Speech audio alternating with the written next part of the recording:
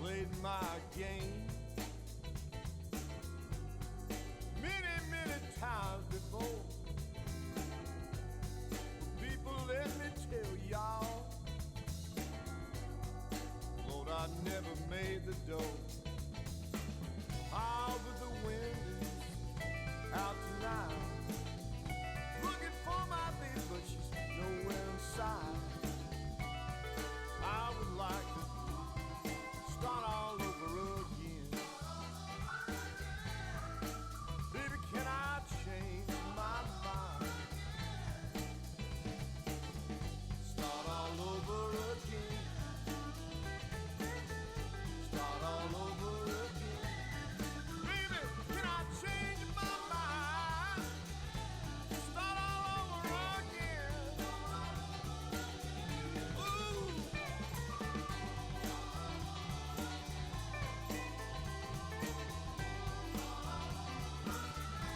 Start all over again. Can I change my mind? Wanna start all over again.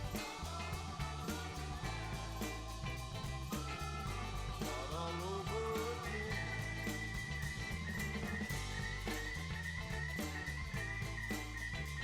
Can I change my mind?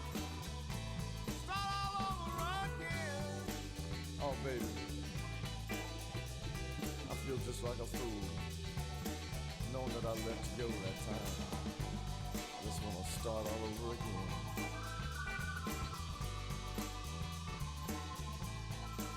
Baby, can I change my mind?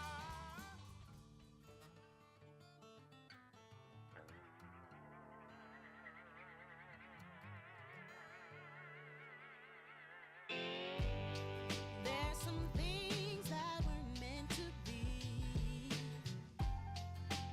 Hard as I try, I can't be free. If I leave or if I stay, seems either way there's a price to pay. Oh, I can't understand how nothing goes as planned. Whatever I choose, I lose. Whatever I got doesn't stay together. Things they fall apart, it's true. Yeah. All I want is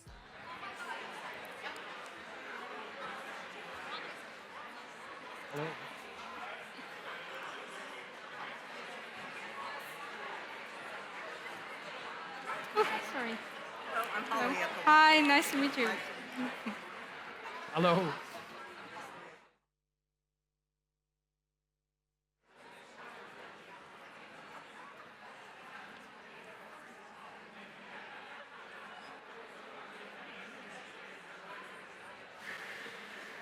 So,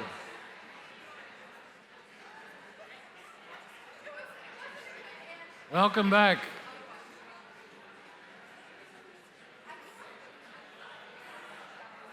Plenty of time to say goodbye later. Please find a seat.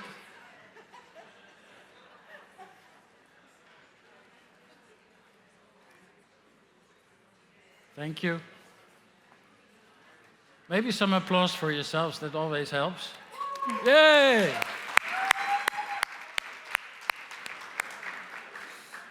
I am very pleased to introduce our final plenary panel. But Hans, I have one thing to mention Sorry, beforehand. yeah. There was someone who lost their sunglasses in a... Yes, your sunglasses are found. Yay! Yeah, Hey. applause for that, of course. You can find it at registration desk. Yes? All right.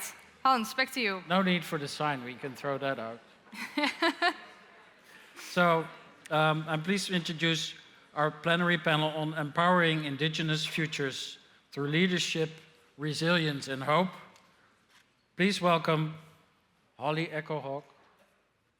And if I don't say it correctly, please, Don Warne, Joanne Mills, and Carole Koha and Rachel Fishlock. Good.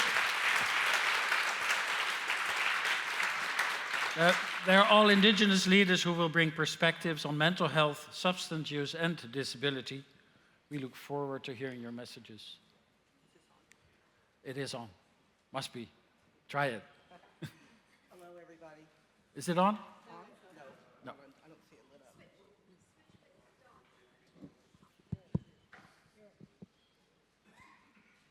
I'll use this switch. Hello, everybody. Hi, there you go. Nice to see you. Thank you so much for coming today, and we want to thank you for sharing this space with the Indigenous people today. We have a really interesting presentation for you. We know you'll enjoy it. Thank you again for your openness and to hearing the Indigenous perspective. We're lucky to have such wonderful panel members today from Indigenous people in different countries, United States, Australia, New Zealand, Canada. We have an Indigenous tradition of always opening and closing in a cultural way.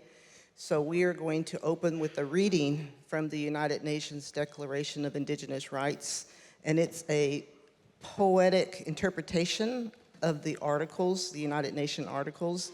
We'll have someone read one of the articles.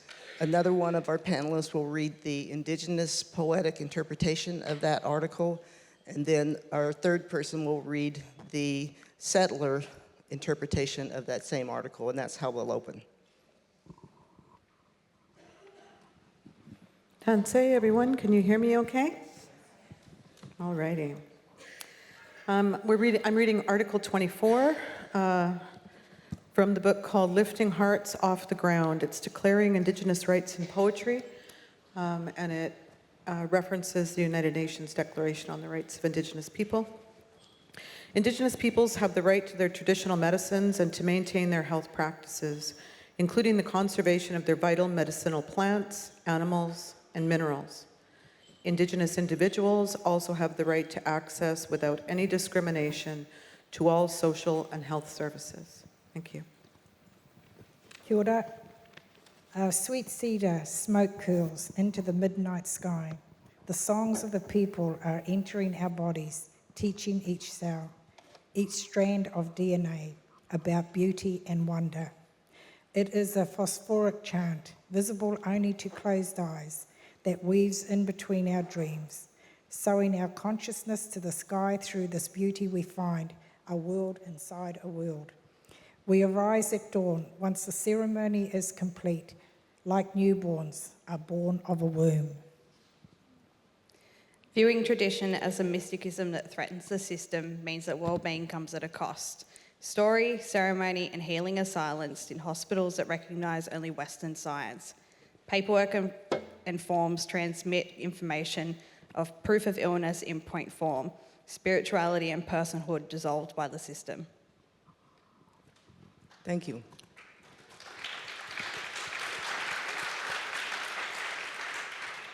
We had another suggestion I forgot to mention. Some Indigenous people feel like when you're clapping, you're cutting into the conversation kind of sharply, and we realize that clapping is a tradition. We all clapped. I clapped this morning. However, for this session, we're suggesting you do something different. Instead of clapping,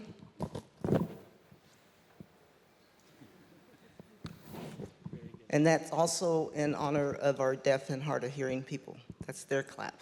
So with that suggestion, we'll go forward. Today we are going to cover 4 points. One is to raise all of our awareness of not just Indigenous people in general, but of the brilliance of Indigenous people and some of the challenges that they face. The second point is Indigenous approaches, including ceremony-assisted treatment. We want to touch base on workforce challenges and access to care. So with that, we will start our discussion, and I'm going to turn to Dr. Don Warne to ask him to briefly introduce himself, and then I have a question for him. And you can also go to the app and see the full bios and profiles of each of our speakers. My name is Dr. Donald Warne. I'm Oglala Lakota, originally from Kyle, South Dakota on the Pine Ridge Indian Reservation. And I'm a family physician, also have training in public health and health policy, but also have a lot of lived experience dealing with suicide in my family, as well as substance abuse and addiction. And just very honored to be here to share some thoughts with you today. Thank you, Dr. Warne. So my question for you is that most people are aware of course, and have respect for Indigenous people, but many do not fully understand the impact of colonization on the health status of Indigenous communities. Can you enlighten us? When I think of Indigenous populations, that's really the original inhabitants of various parts of the globe. And I like the word Indigenous. It comes from the Latin indigena, meaning sprung from the earth or coming from the earth. And so many of us as Indigenous peoples have a deep-rooted connectivity to where we are from and the importance of place. And then through the process of colonization, many of our populations have been marginalized and discriminated against. Certainly in the United States, we have reservation communities that are terribly impoverished, and we suffer from, unfortunately, still ongoing racism and other types of discrimination. And I think when we have intergenerational trauma, loss of land, loss of resources, loss of language and culture and ceremony, it really changed our populations in a very negative way for a lot of our people. So we see people self-medicating, and we see challenges related to addiction. We also see challenges related to that sense of acceptance within a society. And when people are marginalized, we see a greater risk for things like suicidality and other mental health concerns, as well as addiction. In addition, we tend to see with discrimination higher rates of poverty, and with poverty, we see more injustice, and where there is injustice, there is violence. And we tend to see a lot of violence in our communities too. So we have a lot of disability due to injuries and these types of considerations. So I see colonization as really setting off a wave of negative social determinants of health. And I think that for Indigenous peoples, we have to recognize that we have unique stories, unique histories, and unique cultures.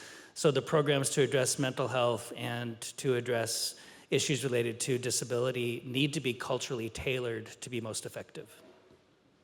Thank you. And I just realized that in our rush to get started, I forgot to introduce myself. I'm Holly Echohawk, of course, but I'm a member of the Pawnee Nation in Oklahoma in the States, and I'm also a very proud board member of the Global Leadership Exchange.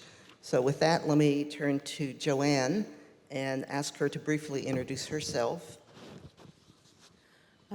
Tansei, my name is Joanne Mills. I'm the Vice President of Quality Services and Indigenous Relations for Community Living British Columbia. We're a provincial crown responsible for funding supports for 28,000 individuals living with diverse disabilities. I'm also Nehia, I'm Cree. My community is Ochekwe-Sipi, which is a Treaty 5 community in central Canada. Thank you. Thank you, Joanne. So Joanne, can you share with us how Indigenous sovereignty served as the foundation of the legislative advocacy that you and your colleagues have done in Canada? Yes, do my best. We're on an interesting journey in Canada. So Canada affirmed Indigenous rights in our Constitution in 1982. Not a lot happened immediately after that, but Indigenous people have been working very hard to make sense of what that means for them. In Canada, when I say Indigenous people, I'm speaking about 603 First Nations, 11 distinct language groups, our Métis, which is recognized also in our Constitution, and Inuit people, which is kind of in circumpolar north. So since 1982, our leaders have made, I would say, incredible progress. In 2021, Canada has adopted and proclaimed the United Nations Declaration on the Rights of Indigenous People almost in its entirety. And so What that means for our provinces is that we've been asked to think about how we're going to work with Indigenous partners, specifically in the areas of self-determination, self-government. They have the right to participate in any decisions that affect them, and most importantly, to decide what's best for themselves. And so we now have what I like to call a multi-juridical landscape. In Canada, we've just declared federal legislation so that Indigenous people can create their own child welfare legislation. We have many nations that are now in the process of doing so. We don't know how many pieces of First Nation specific legislation that will lead to. On the outside margins, it could be 603 in addition to our own province's legislation. So for British Columbia, what does this mean? I'm a disability leader. So this is the question. What does this mean for us? We have a very strong belief, adherence to self-determination of individuals we support.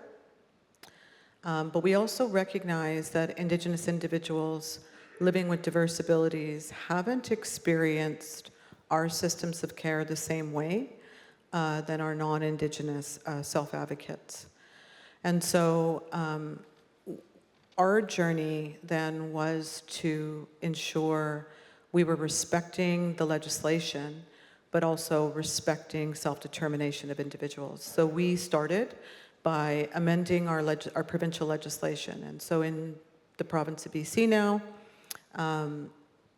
it is required that on our board we have 2 parents, 2 Indigenous, or 2 self-advocates, at least 1 Indigenous person represented on our board.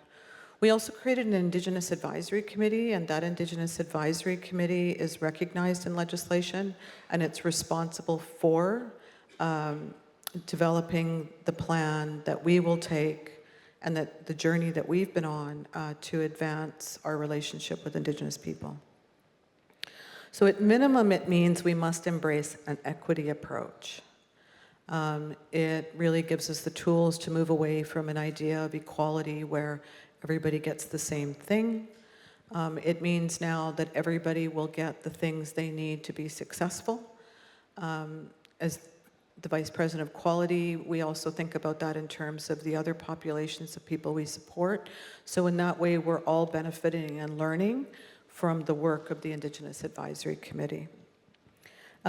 After we amended the legislation, we also affirmed our own commitment, and so we have led this journey from the top, from our board and from our minister. We've created policy to guide our Crown in the work that it does, and we're now in the process of establishing relationship agreements with the First Nations across BC. And in those relationship agreements, we are actually transitioning power and control, including the resources, to deliver their own services. Last thing I'll say, and it kind of circles back to the idea of equity. While we're doing this work of establishing our partnerships and transferring control, we're also concerned about something called cultural safety, which means the services we do have today need to be also adopted so that they can better support Indigenous people and people of color and people of different backgrounds in a much better way. So that's a bit about Canada's journey. Thank you. Thank you, Joanne.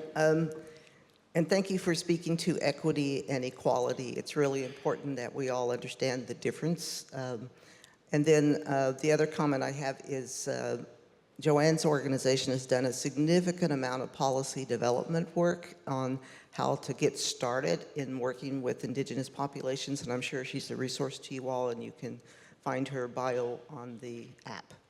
So let me now turn to Rachel. So Rachel, could you briefly introduce yourself before I ask a question? So I'm Rachel Fishlock. I'm a Warne woman from the south coast of New South Wales, Australia, and I'm the CEO of Gay Dewey Proud Spirit Australia, which is the national peak body for Aboriginal and Torres Strait Islander social emotional wellbeing, mental health and suicide prevention. So my question for you, Rachel, is the Whareroata Declaration, which can be found on the GLE website.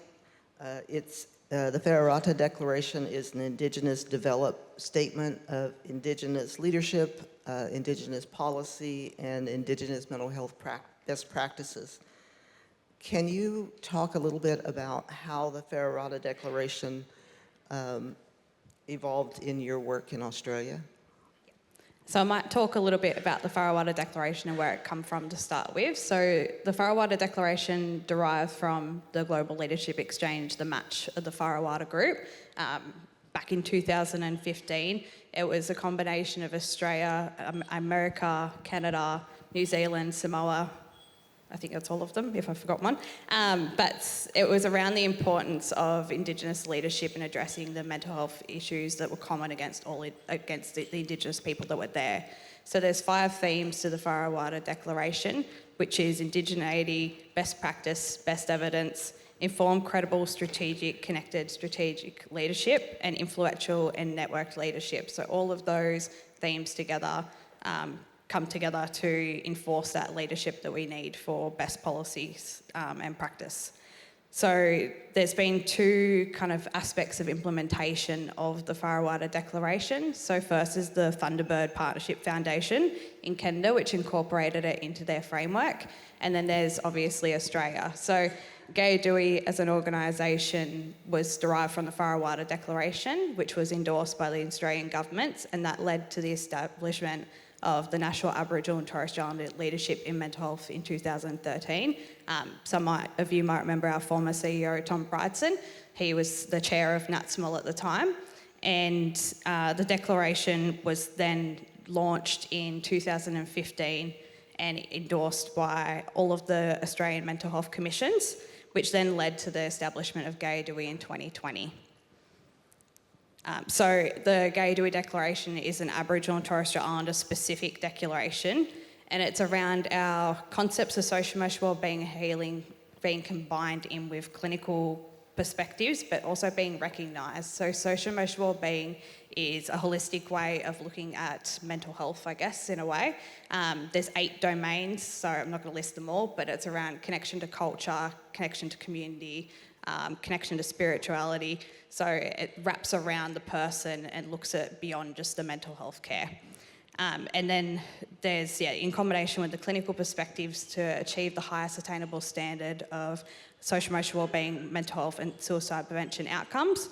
And then there's also our values-based social emotional wellbeing and mental health outcome measures in combination with clinical outcome measures to guide the assessment of mental health to ensure that the information that's captured is accurate and it provides the whole context. And I guess that also ties into data sovereignty because often we see the data is taken out of the context and isn't accurate to the situation. So that's an important element that makes sure we're getting the best outcomes for our communities. And then another theme of it is the presence and leadership of Aboriginal and Torres Strait Islander people. So there's 2 parts to this. So it's having us across the entire mental health system to be accountable to us and adapt to our ways of knowing, being and doing, but also for us to be valued and visible and influential across the mental health system. And this is pivotal for our workforces because we need those people, our leaders, to be across the system so that they can influence different bits and make sure it's accountable and culturally responsive to us. Great, thank you. So let me turn now to Carole, and I think you want to stand and with your response, but if you could start with just a brief introduction of yourself, and then I have a question. Kei te mihi ki a koutou, tēnā koutou ngā tangata o Aotearoa. Ko Carole Koha tōku ingoa. I'm a CEO, Paukai Hautu, of Te Waka Whaiora, Mental Health and Addiction, Kaupapa Māori Indigenous Service in Aotearoa. Kia ora. Thank you, Carole. Carole and I work very closely together in the Whareroto group, and it's really a tremendous amount of fun working with her and all of the Maori relatives. So my question is, Indigenous communities, and many of which are sovereign nations within a nation. In the United States, the tribes, the federally recognized tribes, are nations within the United States, so they have a government-to-government relationship. but Indigenous communities in general have to navigate relationships and understanding with country leadership, especially in country election years, which we're in, and the potential transitions in country leadership. So what I'm curious about, Carole, is in New Zealand, can you help the audience understand what the loss of the Maori Health Authority impact had? What is the Maori Health Authority, and what was the impact or potential impact on Maori people going forward with the loss of that? Oh, kia ora, Holly. First of all, I just want to add on to Rachel's kōrero about the declaration, the Whareata Declaration. The declaration was actually developed in Aotearoa, New Zealand, with the likes of Tā Mason. And it's a pity that Aotearoa never picked it up and hasn't acknowledged the Whareata Declaration even to today. So I give a big ups to our whānau, our people from, Indigenous people from Australia and also from Canada, with Carole Hopkins, with Thunderbird, who both have introduced and got declarations within their countries for their governments to abide by the Whareata Declaration. So moving on with Te Aka Whaiora. Te Aka Whaiora, our Māori Health Authority, it is something that I never ever thought I would have seen in my lifetime. It was about autonomy, it was about sovereignty. So our last Minister of Health, Jacinta Ardern, in 2022, she allowed for the development of Te Aka Whaiora, which is our Māori Health Authority. Last year we had an election, and the opposing government, which was national, within their first 100 days, they stated he would ensure that they would disestablish Te Aka Whaiora, our Māori Health Authority, which probably means that we are all one people, which we all know we're not. So with that, they became in power. National came in power. That was a dreadful time for us as Māori, because we already were forewarned that we would lose something that a lot of us had dreamed of having, and that was our own health authority. So when he got in, it was the very first thing he did was disestablish it, and it took him 24 hours to disestablish Te Aka Whaiora. It wasn't just Te Aka Whaiora that we lost as a health authority. We also lost the repeal Labour's. Hang on, put my goggles on. There's too many, I can't say. Repeal Labour's Three Waters legislation, repeal Labour's RMA 2.0 laws, ban gang patches, stop gang members gathering in public, and stop known gang offenders from communicating with one another, give police greater powers to search gang members for firearms, and make gang membership an aggravating factor at sentencing. Stop taxpayer funding for cultural reports, which cultural reports, they say, was weakening the sentencing. Extend the eligibility for remand prisoners to access rehabilitation programs, crack down on serious youth offending. Those all have impacts on the Māori population. They all have impacts on our Māori youth. Lots of good services came out of Te Aka Whaiora, and it was services that we had never had before. They were services that we could develop as long as we did a business plan back to Te Aka Whaiora, and Te Aka Whaiora could see what we were doing with government funding. It wasn't like how it's been portrayed that there was no control over Te Aka Whaiora's spend back to the providers. It was the first time that we'd ever been looked after as kaupapa Māori providers by the staff of Te Aka Whaiora. First time we'd been listened to.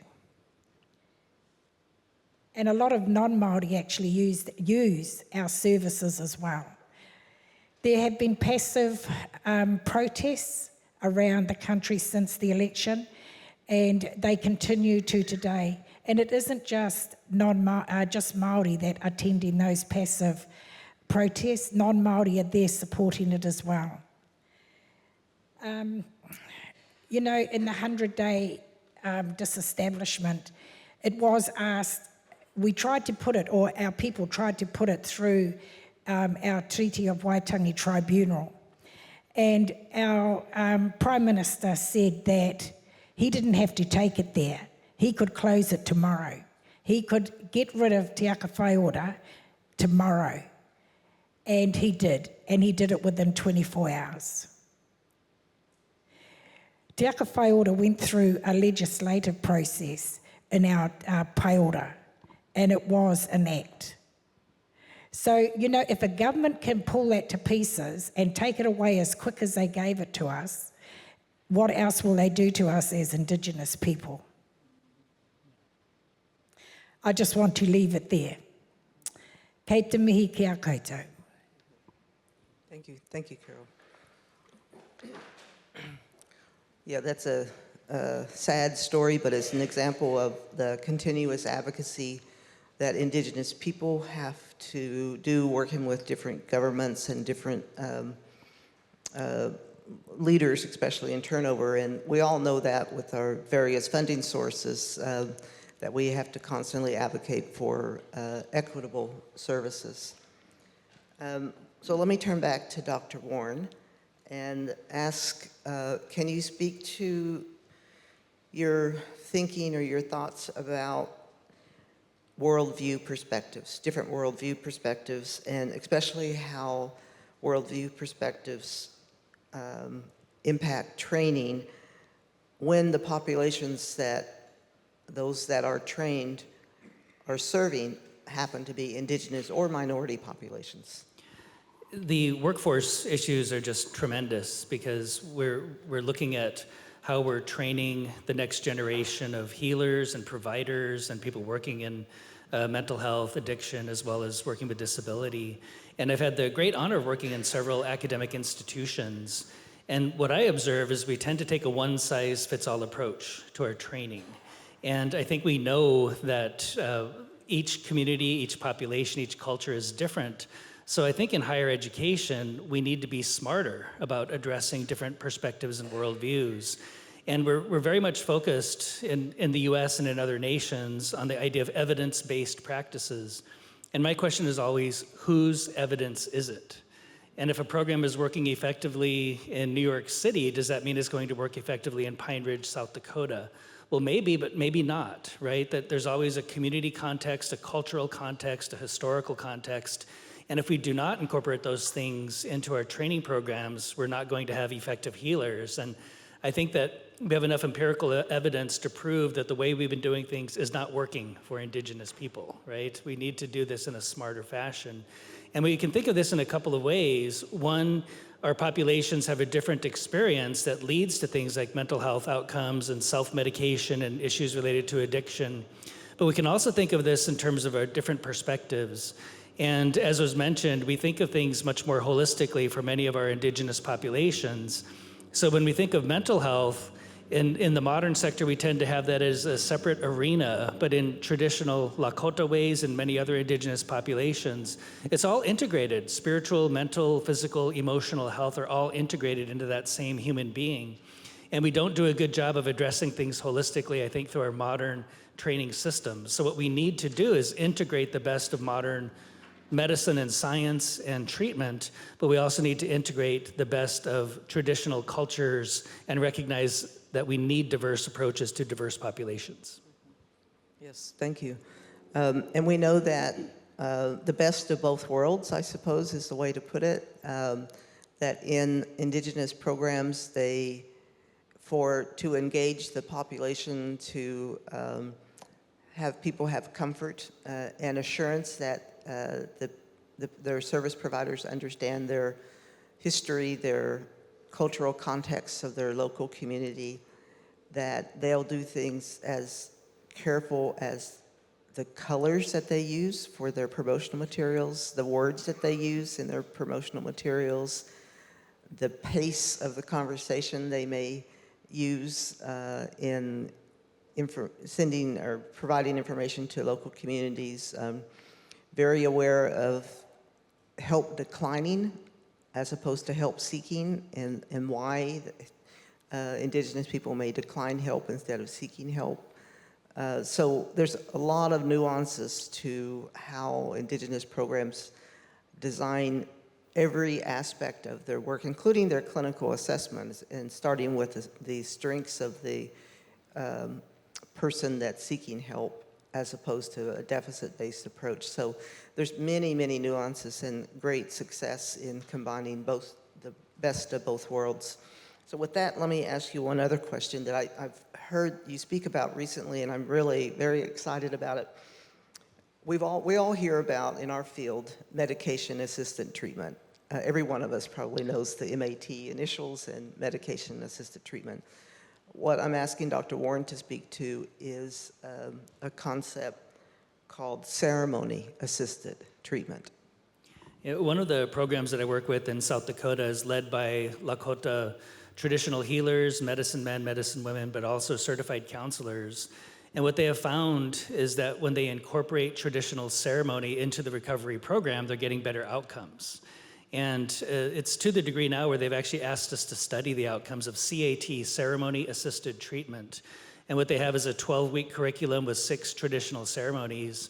And what they observe anecdotally is less recidivism, better patient outcomes, better both provider and patient satisfaction with the treatments, and overall wellness. So it's also an argument for diversity in the workforce, in that they trust us because our research team is all Lakota, all Indigenous. And the traditional healers have actually asked us to study ceremony-assisted treatment. So we're in process of doing that right now. But I think that it's a template perhaps for diverse populations worldwide, is to incorporate traditional culture and traditional ceremony into recovery, because that's what those ceremonial practices are for in the first place, is to promote wellness. And I'm just excited to see modern science perhaps finally catching up to Indigenous knowledge. That is exciting. And so we'll be following that research very carefully, and we've seen it happen in many other communities in substance use treatment, for example, or mental health supports. The successes along that treatment spectrum can be celebrated in local Indigenous ways by singing an honor song to that person, or reassuring that person that some may refer to as a patient or a client as they're a tribal member, an Indigenous person, and they are part of that community regardless of the past that they have been on, and that they're needed in that by the community, and they're welcomed into the support that surrounds them. So the ceremony-assisted treatment is a very exciting, and I'd like to see that CAT initials become as popular as the MAT initials. Yes. So does anyone have any other thoughts that they want to share about access to care? Kia ora, I just want to mihi to you, Don, and your kōrero, because it does make sense. I just want to say that this is what Te Aka Whaiora brought to our contracts. So there was the ability that we could provide services from an Indigenous worldview in terms of our language, in terms of accessing the river, accessing the mountains, accessing the sea, and the activities that go with that. In our other contracts that come directly from, or had come from the ministry and our district health boards, it didn't have anything traditional. It was just your standard non-Indigenous practices that were exactly the same as non-Indigenous peoples. So that's the big loss that we as Indigenous providers back in New Zealand are going to feel. I just want to mihi to give thanks. We have someone in the room that is with Te Aka Whaiora, Nathan Waitai, and I just want to thank him too, and the mahi, that the work that he has done for us as iwi Māori providers, Māori providers. So kia ora. It is, yeah, I worry all the time. I haven't slept since the change of government very well, because it did mean that things Indigenous were not going to be adhered to. So kia ora. Any other thoughts? Any last thoughts anyone has? I was disheartened when I heard that. In Canada, I'm actually really excited because quality is also my area, and our outcomes to this point have not matched our investments. And so equality or an equality approach hasn't worked. And so we're just now going down the road of an equity approach. And I'm really excited to learn about the work that's happening. And our next steps will be to develop the outcome indicators. And working with people on behalf of people with diverse abilities and Indigenous people, I think that the work we're doing will benefit everybody. So really excited and lift my hands up to Canada. Thank you. Thank you. Well, let me just share one last thought of my personal philosophy, which I sincerely believe in, and that is that all Native children are brilliant. I believe the Indigenous brilliance is genetic, it's historical. We were some of the first astronomers before there was a field of astronomy. We had a great influence on what is now considered the founding fathers of psychology. There's so much knowledge in Indigenous world in every aspect, whether it's related to climate change, prevention, wraparound services. All those concepts were all Indigenous in origin. And I do believe that my personal belief is that all Indigenous children are brilliant. They're born brilliant. It's society's pressures that kind of weigh down that brilliance, and it is our job in the fields that we work in to lift that off so that their brilliance can come forward. So with that, I want to thank our panel very much for the time and effort and travel that they did to be here with us today. And then we're going to, as we always do, we have a cultural closing that we want to do, so we save some space and time for that. And in our cultural closing, we're going to start with Dr. Warne. Wopila, Lila Wopila Tanka, thank you very much. In Lakota, we always end our discussions and our ceremonies with the words mitakuye oyasi, mitakuye oyasi, which means we are all related or we are all connected. And I think that's an important starting point for all of us. We have to recognize that each person is valuable.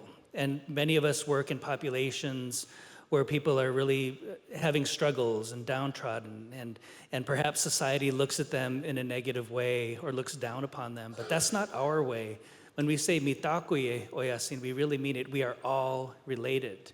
And even our traditional word for the creator is taku wakanshkashka, and taku means a being or an entity.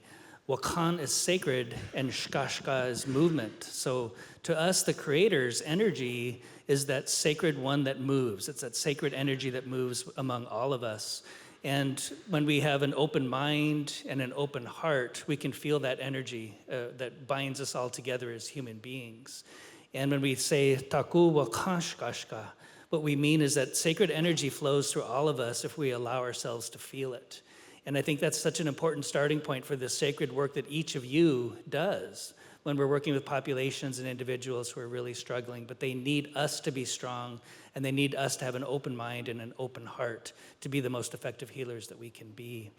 And I do want to hand it off to my sisters Joanne and Sue from Canada to provide a brief song from First Nations perspective. So thank you.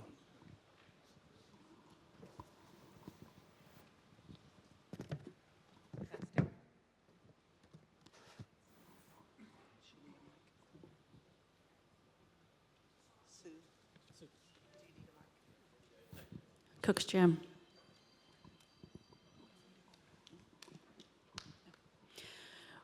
The song that we are going to sing from Canada is from a Lillooet First Nations elder named Martina Pierre. She created it it's called a Woman's Warrior Song. It's to honor the women, the life givers, the ones who create that foundation within all of our communities and ensuring that our members and our people continue to advance forward in a good, healthy way.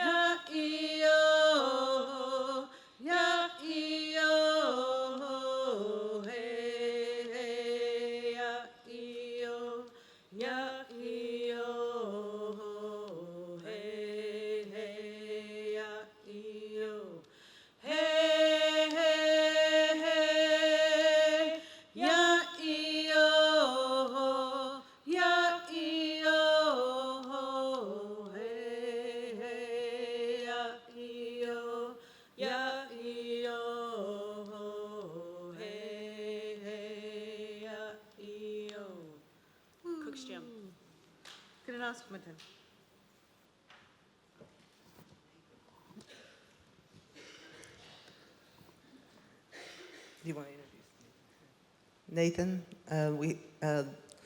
Our Maori relative has the final closing. Boy, he comes up that way, doesn't use stairs. Hei timatanga kōrero māku ki te atua, nāna nei ngā mea katoa.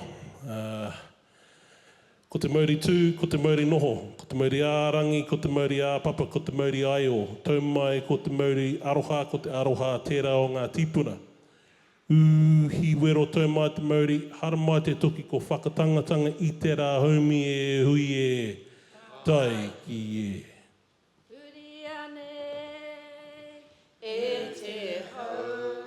E tū.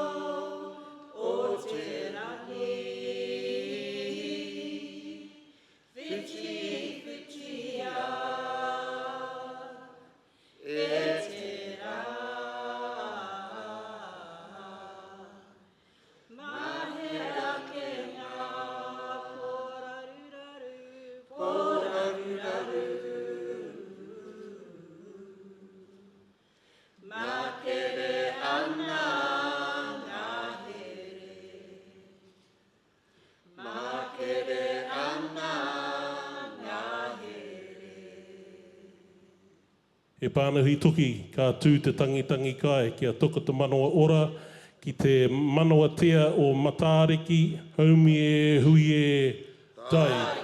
Kia ora mai tātou.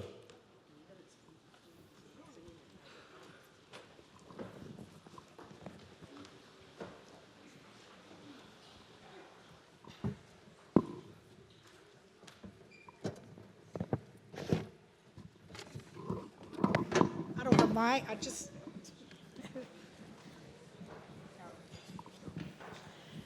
Aroha mai, when we finished for today, could the Aotearoa participants, attendees that are here, if you could meet somewhere either at the back or up the front, just so that we can have a picture together to prove that we were here till the last minute of the day.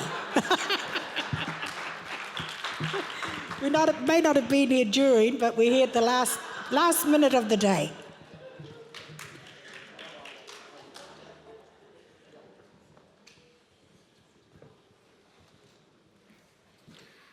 Well, thank you so much for sharing your knowledge and message of resilience, knowledge and value. Thank you, Sue Sterling, and thank you, Aotearoa people, for closing this off.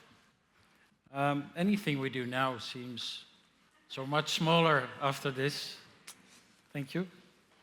Where am I now?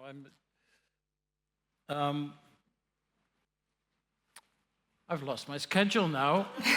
That's why I'm here, Hans. It's all right. I'm a bit tired, I guess. It's all right. Overwhelmed, thank you. Well, luckily we are into the closing session now. So we're going to close off with some brief notes from the key leaders in the GLE network. But before that, I know that you're tired, but I think we're going to get really energized right now because Sven Kate is here.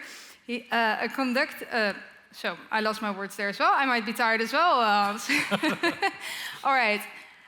Sven Kate, a gifted performer, arranger, conductor, beatboxer, singer. I think he's almost everything. So that's great. Give a warm applause, Sven Kate.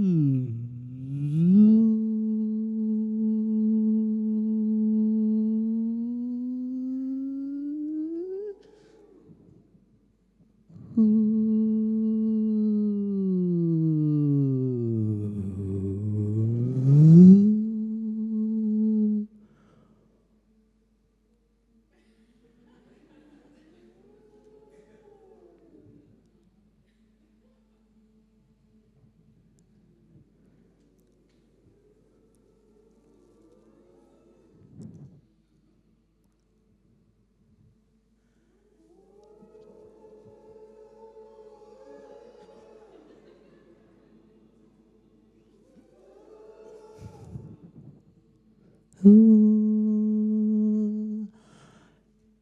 do, show me your hands. Do, re, mi, so,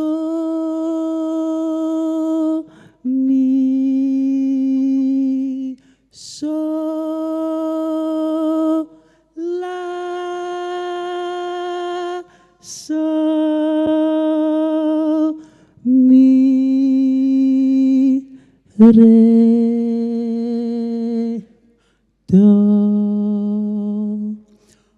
do, re, mi, so, la,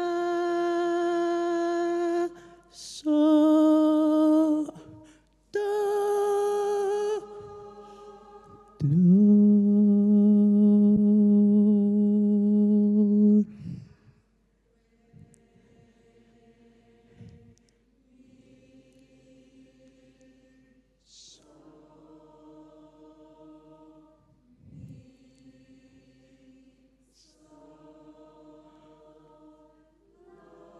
La,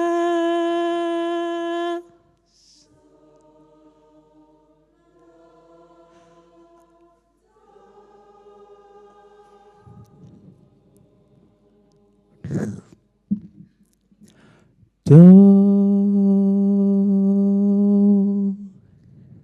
do.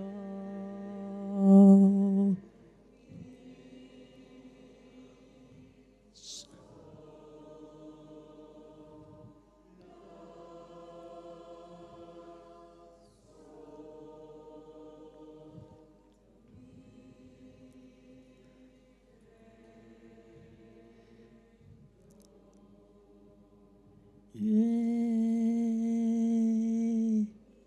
do.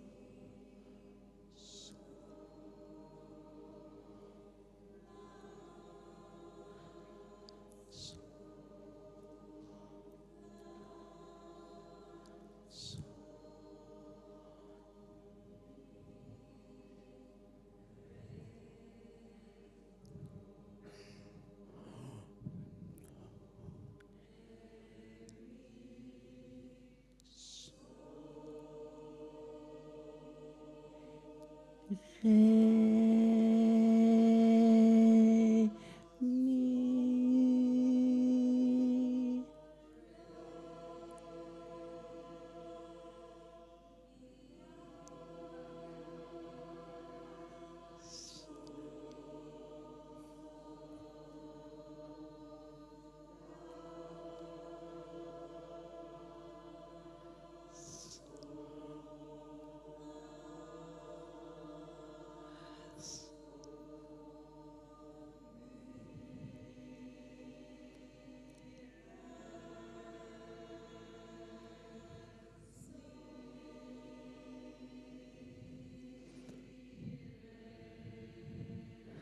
Mm.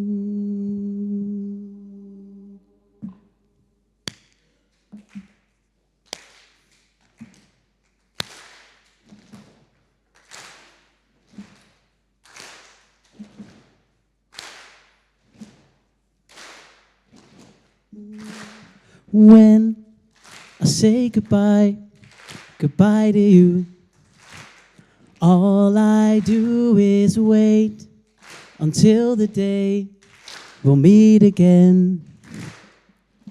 And I say, how do you do? How do you do? When I say goodbye, goodbye to you, all I do is wait until the day we'll meet again. And I say, how do you do? How do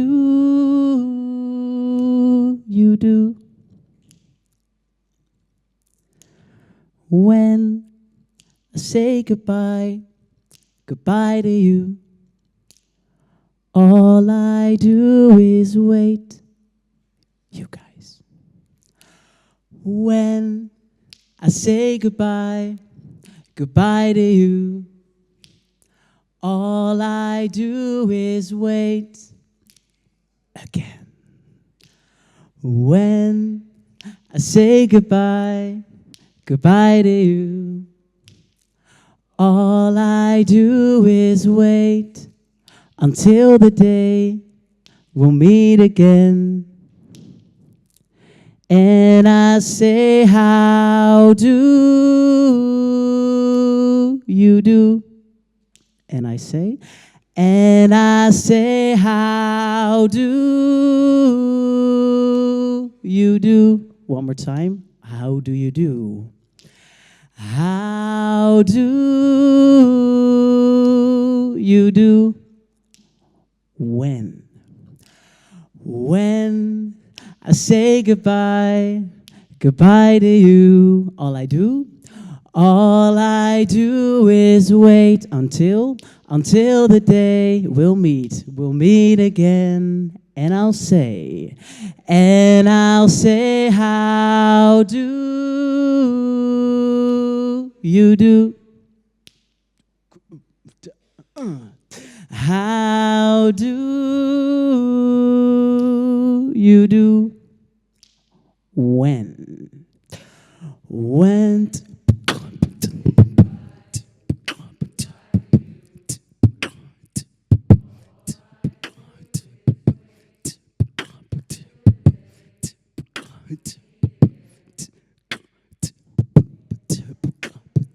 how do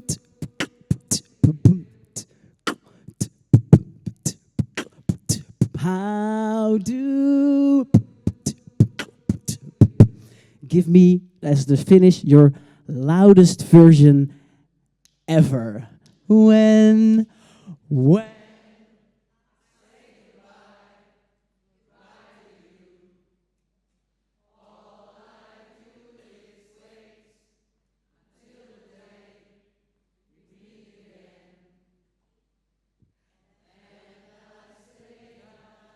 do you do? How do you do?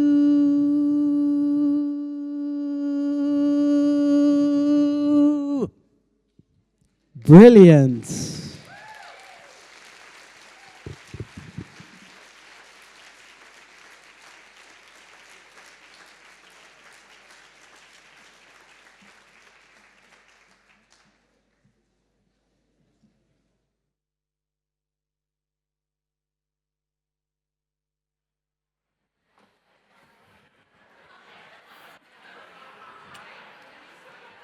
Thank you so much, Sven. Now it's time for the final part of our meeting. I feel the need to sing a song, but I won't. No, you don't want to know. Sabine and Ruby, welcome on the stage. Sabine Raams, and to bring reflections and closing remarks of the week. Sabine, Ruby is coming.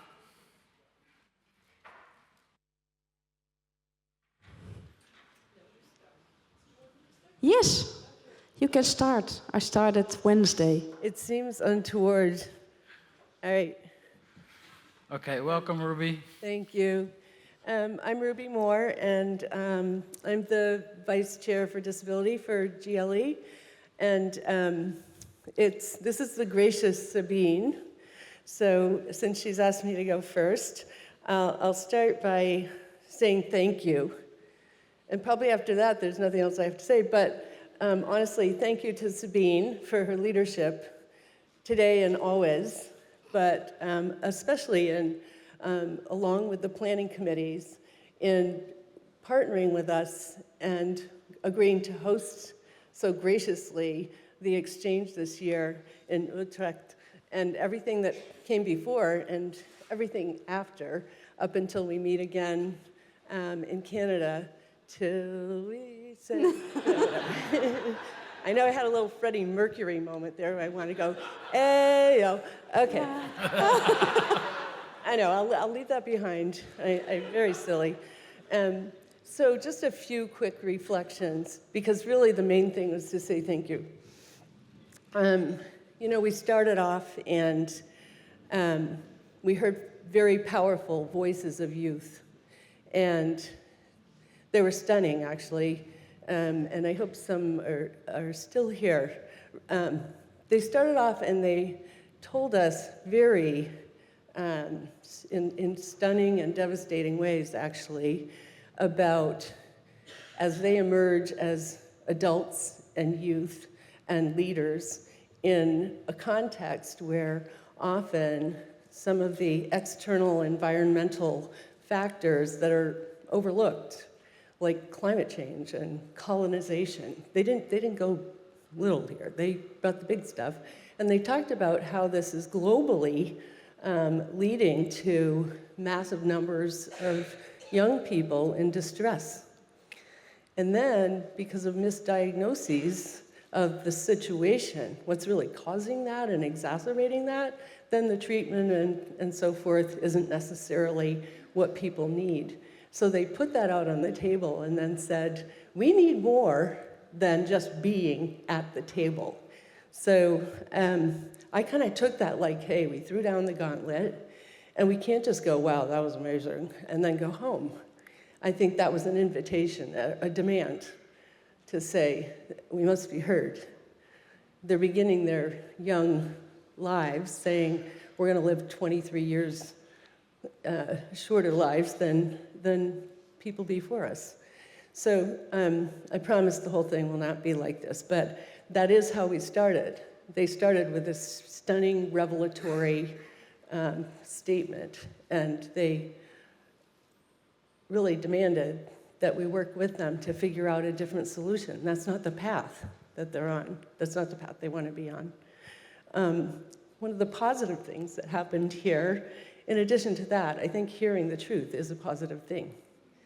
We came together, and for those of you this is your first time, or those of you who've been to many leadership exchanges, at this particular exchange, one really cool thing that happened was the mental health, substance use, and disability streams flowed together more evenly and smoothly than usual. And I think that was a great accomplishment, and I think it bodes well for the path forward. That gives me more hope and kind of possibility that we can kind of see each other more clearly as us, and not us and them, this sector, that sector, when we're all human beings, have universal human needs, and a lot of the things that we care about and we worry about they cross over, don't they? And then just a few other quick reflections. We heard from people with lived experience, and again, very powerful, poignant, sometimes devastating, often redemptive stories. And again, a kind of call to action to say, as people with lived experience, we need to reclaim the narrative. They reminded us, the leaders reminded us that of the power of words and language, and to use those words and language carefully, as to not unintentionally to harm each other or further stigmatize each other. And then, Clinton talked about not just taking back the narrative, but flipping the script. You say it better, flip the script. I can't say it the way he says it, he's Brit, I'm, not. But that whole notion of changing the narrative, because so much of what it takes to change the world is not advancing a false narrative. So again, very powerful leadership. Lorna Sullivan sort of gave a cautionary note about people with lived experience in a space where leaders with lived experience are bringing forth those powerful stories that we need to be careful not to colonize the lived experience leadership space. We also, of course, began and ended, thankfully, with the wisdom of Indigenous leaders. And right at the welcoming ceremony, we had Indigenous leaders passing on a gift to Sabine and Netherlands to have them to hold until Canada. And they started by saying we need to pierce the cloud, and really talked about raising expectations, because once we've raised expectations appropriately, then we can generate possibilities for leadership and for changing the world. And finally, just one last little note. We had wonderful music and art throughout, right to the end, and thank you for your joyful contribution. One of the musicians we heard from was a young Dutch Indian woman, and she bared her soul. She sang a song that was about silent yearning, and she talked about that space she was in, recovering from depression and living between two identities, being adopted and so forth. But she said, while I'm singing this in Dutch, I hope to reach you by heart. And I thought, well, I'm taking that one away. I hope to reach you by heart. Think of all our interactions if we started off thinking, I hope to reach you by heart. And then when our final, Koha and the other Indigenous leaders came forward and again told very kind of difficult, extremely difficult stories, but also gave us hope in a sense. I love the idea of ceremony-assisted treatment. I leaned over and said something about AOT, but that's okay. Ceremony-assisted treatment, but then they talked about, a poetic interpretation of part of the, one of the articles, Article 24 of the UNCRPD, but the poetic interpretation was lifting hearts off the ground. So I'm going to leave you with the two thoughts of, I hope to reach you, not just me, each other. Let's reach each other by heart, and let's lift hearts off the ground.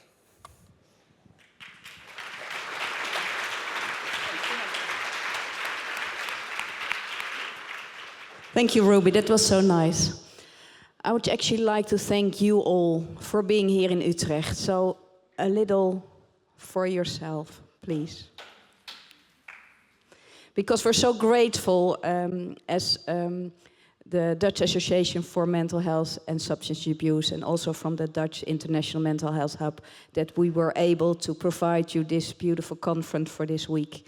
And you all took all the time and effort to come all the way to Utrecht, to the Netherlands. So I make a big bow for you. I myself am a proud leader of mental health and well-being, as we all are, and here in the room and everywhere else. And when I started working 5 years ago internationally, from then on, I've never been lonely anymore. Lonely in a mission, because we're all on the same mission. And as we know at the Dutch International Mental Health Hub, there's only collective leadership to go to the future. Leaders alone are never coming anywhere. So feel that we are one big collective, and will stay for that for a long time. So thank you for coming to Utrecht, and see you again.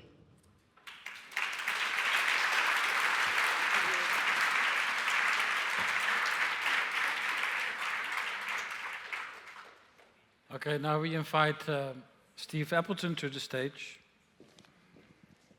He promised to not take too much of our time. I'm keeping people from planes and trains and stuff, so I'll try and keep it as brief as I can. I mean, it's difficult to follow much of what we've seen and heard over the last few days. One can only look back with joy and excitement also to look forward at what comes next over the next couple of years. But I just want to give a couple of reflections on the wonderful few days that we've had together. I guess the first thing to say is there is a huge amount of planning and work that goes into organising an event like this, and this year is no exception to that. But I think we've all enjoyed sharing Utrecht as a place, Jaarbeurs as a venue, I think, and our collective sense of hope and determination around change, but also continuing our own leadership journeys and helping other people to begin and continue their leadership journeys. We have had a number of thought-provoking discussions. We've heard about innovative ideas, and I hope that many of you have made meaningful and new connections, as well as perhaps building on some that you previously had. Our theme, Empowering Change Through Leadership, I think has resonated deeply throughout the last few days. And we've heard from leaders who've shared their stories, their experiences, and their insights. They've provided us with valuable lessons on how to navigate the complexities of our own roles in mental health, disability, and substance use. And we've had diverse perspectives and rich conversations. And they've reminded me about the power of collaboration and the shared commitment to driving positive change. And collaboration is an interesting word, but it can be extended a little. I spent some time earlier this year with Pacific Island leaders during a visit to Aotearoa, New Zealand. And I met with an organisation called LAVAR, who support and help to develop mental health services amongst Pacifica people. And we're going to work even more closely with them, and we agreed to collaborate. But the chief executive of LAVAR challenged me about the use of the word collaboration. And she said, "Can't we please change it, Steve, and